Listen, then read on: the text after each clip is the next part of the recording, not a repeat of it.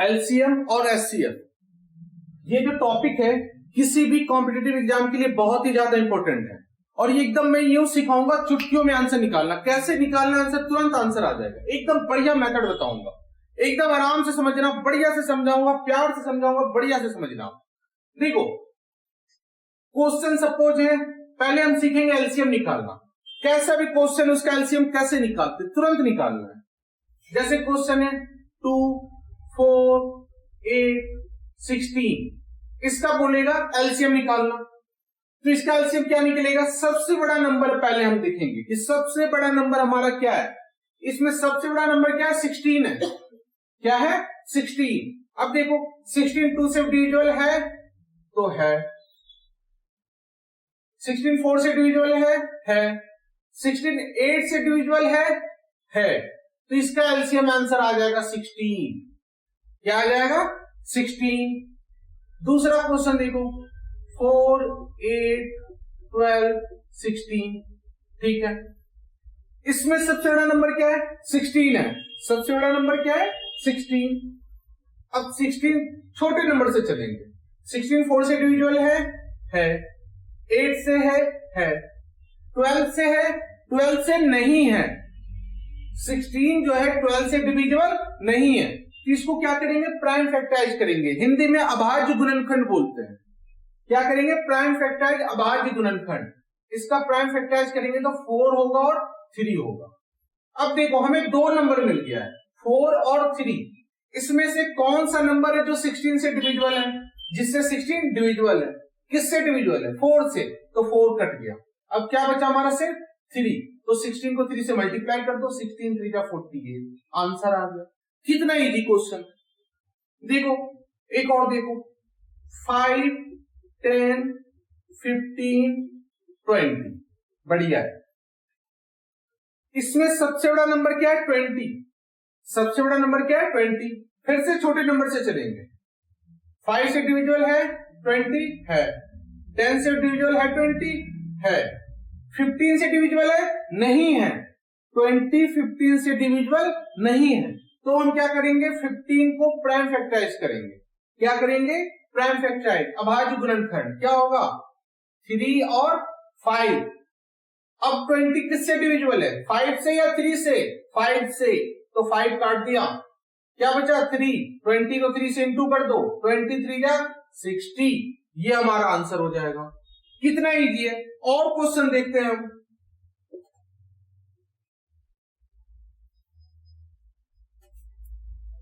To, 4, 6, 8, इसमें सबसे बड़ा नंबर क्या है, 8 है ना।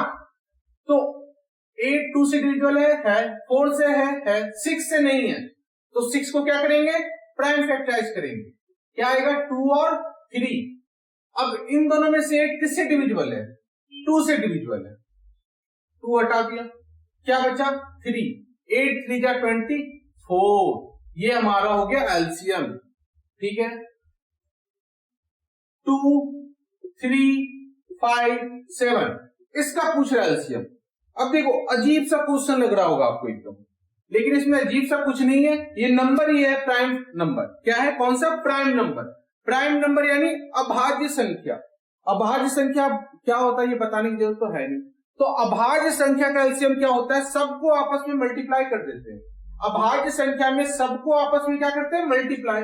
तो मल्टीप्लाई कर दो, 2 इंटू 3, 2 3 जा 6, 6 5 जा 30, 37 जा 210, ये हमारा हो गया आंसर। उसी तरह 3, 5, 7, 11, इसका एलसीएम क्या होगा, ये आप खुद करके देखो। इसका एलसीएम क्या होगा, ये आप खुद करके देखो। 5, 10, 25, 50, इसका एलसीएम क्या होगा, ये भी आप खुद करके देखो। 6, 12, 18, 24, इसका एलसीएम क्या होगा, ये भी आप खुद करके देखो। ये क्वेश्चन आप खुद करके देखो और मुझे कमेंट करके बताओ कि आपको समझ में आया या नहीं आया। अगर समझ में आया तो आप ये सॉल्व करोगे और आपका आंसर आ जाएगा। इतना इजी मेथड एलसीएम का है कि आपको आपका कोई भी क्वेश्चन गलत नहीं होगा और आप सारा का सारा पेपर में अटेम्प्ट सही करोगे। देखो पेपर में क्या है, टाइम का खेल है। एलसीएम हम बचपन से सीखते आ रहे हैं, अब एलसीएम सॉल्व करने का अलग अलग तरीका होता है। जैसे सपोज 2, 4, 6, 8 का एलसीएम निकालना था, 2, 4, 6, 8, तो बचपन में कैसे निकालते थे या 6, 7 क्लास में, 2 से 2 1 जा 2, 2 2 जा 4, 2 3 जा 6, 2 4 जा 8। अब 2 से करेंगे, 2 1 जा 2, 1 3 2।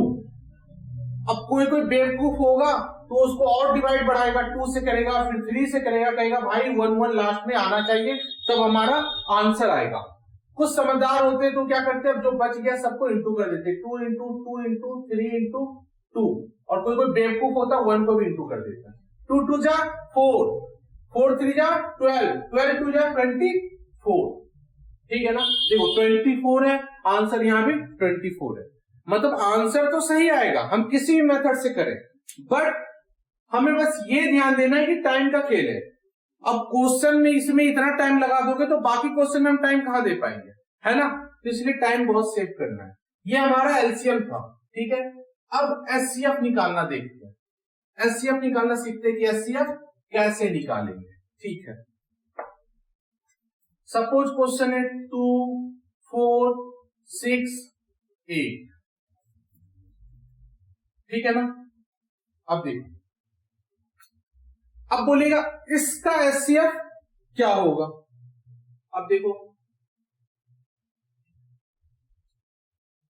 सबसे छोटा नंबर देखना है इसमें, सबसे छोटा नंबर क्या है, 2 है। सबसे छोटा नंबर क्या है, 2 है। अब देखो 2 सबसे डिविजिबल है, 2 4 से भी डिविजिबल है, 2 6 से भी डिविजिबल है, और 2 8 से भी डिविजिबल है। मतलब ये तीनों जो है वो 2 से डिविजिबल है, तो इसका एचसीएफ हो जाएगा 2। ठीक है, अब देखो 4, 8, 12, 20। अब देखो इसमें सबसे छोटा नंबर क्या है, 4 है। सबसे छोटा नंबर क्या है, 4। तो अब देखो 4 मतलब सब 4 से डिविजिबल है, 24 से डिविजिबल है, 12 है, 8 है, तो इसका एचसीएफ क्या हो जाएगा, 4। ठीक है ना।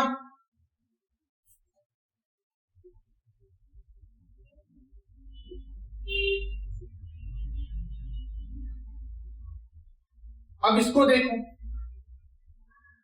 सबसे छोटा नंबर इसमें क्या है, 4 है।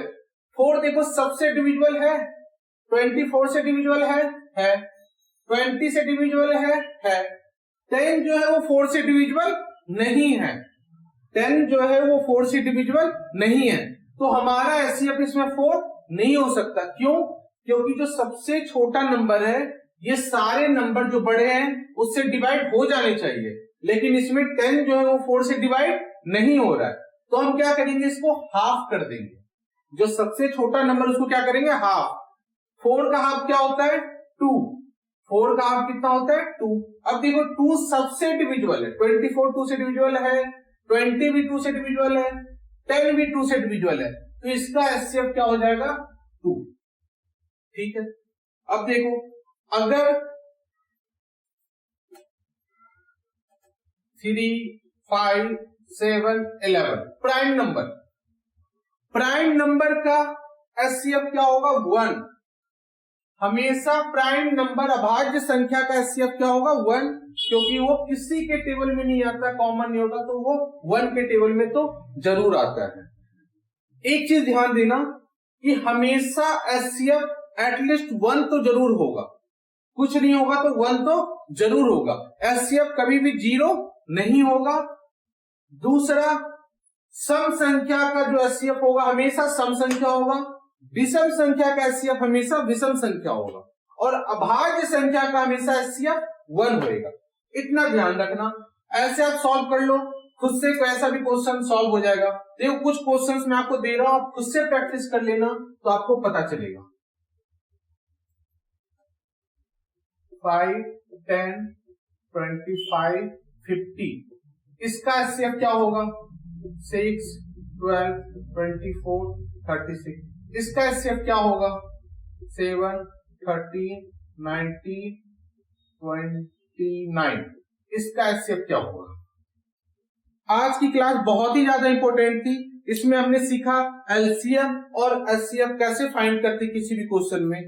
2 से 3 सेकंड में आप ऐसे मेथड से सॉल्व करोगे ना, 2 से 3 सेकंड में आंसर आ जाएगा, और जितना ज्यादा टाइम बचाओगे उतना बढ़िया रहेगा।